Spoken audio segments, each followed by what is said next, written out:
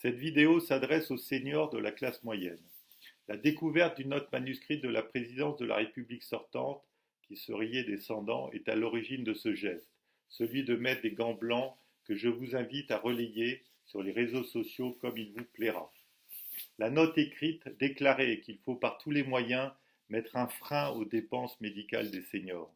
Serait-ce une manière habile d'en finir avec les déficits de la sécurité sociale et des caisses de retraite? La question se pose. Cette manière de procéder est d'autant plus habile qu'une personne malade est avant tout absorbée par son combat contre la maladie. Autant dire, pas de vagues ni de marée humaine déferlante et hurlante au cri de président démission, assemblée dissolution. 2016 est l'année de la fin programmée des soins remboursés aux seniors. Pour y parvenir, la présidence de la République sortante a élaboré un montage particulièrement machiavélique. Petit 1. La nomination à la tête de l'Union nationale des caisses d'assurance maladie, l'UNCAM, de l'ancien conseiller de la présidence de la République sortante. Ce directeur est toujours en place. Petit 2. Des compromissions en s'acoquinant avec les mutuelles et les assurances mutualistes et les syndicats de salariés favorables à une mutuelle de santé pour tous. Mais à quel prix, puisqu'elle est désormais imposable et ne rembourse plus les dépassements d'honoraires. Ensemble et sans aucune publicité, ils ont créé les contrats mutuels solidaires et responsables. Puis toujours en catimini, fort du décret du 18 novembre 2014, ils ont autorisé les mutuelles à ne plus rembourser les dépassements d'honoraires, dans l'unique but de limiter l'accès aux soins des seniors, grands consommateurs de soins chirurgicaux et autres spécialités à honoraires libres. Le mot solidaire, très tendance, a un surprenant corollaire, celui de l'argent. On ne tient pas compte de votre état de santé, certes, en revanche de votre pouvoir d'achat ou de votre argent, oui. Or, le secteur hospitalier public aux tarifs opposables, au bord de l'implosion, financé par les impôts de la classe moyenne et des seniors, ne peut à lui seul prendre en charge la totalité des soins des Français et des seniors. Les spécialistes conventionnés à honoraires libres, issus de la méritocratie hospitalière publique, sont donc incontournables, qu'ils soient libéraux ou hospitaliers. Retenez aussi et surtout que la fermeture en 1990, sous Chirac, du secteur conventionné à honoraires libres pour les généralistes et surtout pour les spécialistes, anciens internes des hôpitaux, est la véritable cause des déserts médicaux d'aujourd'hui. La volonté de supprimer sous Mitterrand-Rocard le secteur à honoraires libres pour les spécialistes a entraîné la paralysie totale de l'hôpital public.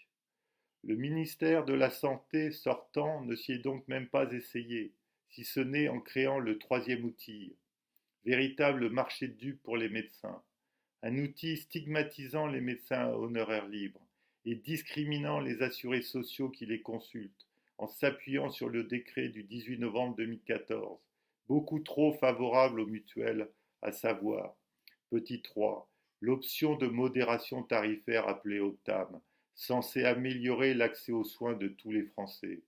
Un véritable leurre, en réalité une option idéologique, créée seulement pour diminuer le déficit de l'assurance maladie, en stigmatisant les médecins à honoraires libres et en discriminant les plus faibles, les seniors dans leur autonomie, les malades Alzheimer, cancéreux adultes et enfants, sidéens qui consultent aussi les médecins spécialistes à honoraires libres pour se soigner quand l'hôpital public ne peut le faire ou fait défaut. Une option créée avec l'aide de la signature des syndicats de médecins seulement intéressés par les fonds conventionnels de l'UNCAM. Autant dire une signature achetée par le pouvoir présidentiel sortant. Cette option est un véritable non-sens économique que le directeur de l'UNCAM ne respecte même pas dans ces termes.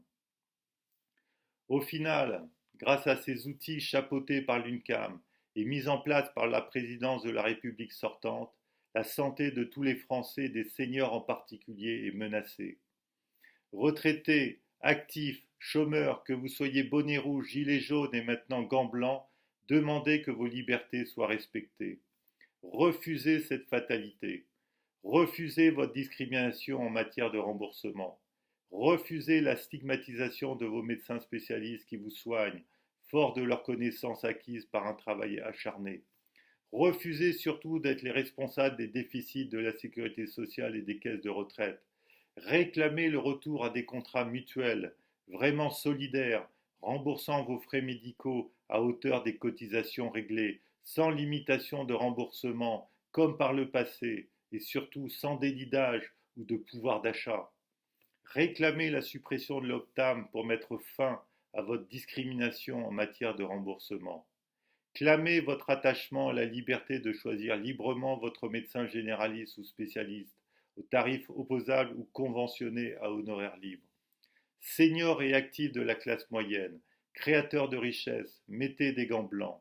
Ils signeront votre refus d'être les boucs émissaires d'une république qui oppose les riches aux pauvres.